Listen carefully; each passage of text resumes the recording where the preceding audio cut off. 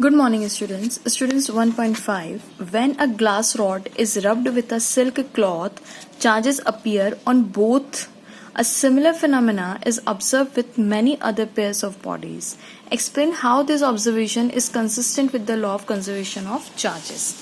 मैंने ये आंसर आपके लिए लिखा हुआ है 1.5. आप उसको ऐसे एक्सप्लेन कर सकते हैं कि ये हमारे पास ग्लास रॉड है और ग्लास रॉड को इस सिल्क क्लॉथ से रब किया गया है, राइट? तो अगर इसको रब किया गया है तो चार्जिंग बाय फ्रिक्शन हुआ, राइट? अब ये क्या होगा कि यहाँ से अगर इन दोनों ये आपस में टच हुए, चार्जिंग बाय फ्रिक्शन हुआ है, तो इलेक्ट्रॉन यहाँ से यहाँ ट्रांसफर होंगे. तो मान लीजिए यहाँ पे 1 2 3 4 इलेक्ट्रॉन अगर ट्रांसफर हुए तो ऑटोमेटिकली यहाँ पे 4 प्लस भी डेवलप होने चाहिए. ठीक है, अगर इलेक्ट्रॉन्स यहाँ से जाएंगे तो पीछे क्या छूटेगा? प्लस छूटेगा.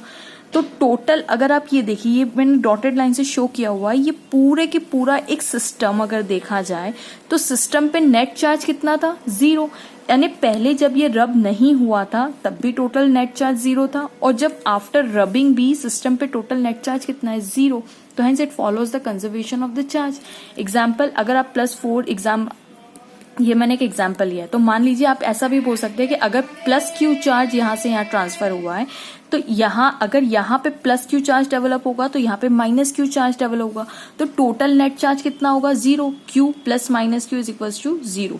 और लिखेंगे कैसे? The phenomena of charging bodies by rubbing them against each other is known as charging by friction. Electrons are transferred from one body to another. Electrons are transferred from one body to another, giving both bodies equal but opposite charges. है ना? अगर यहाँ पे electron गया है तो पीछे plus छूटना ही चाहिए. Giving both bodies equal but opposite charges. The net charge of the system remains same.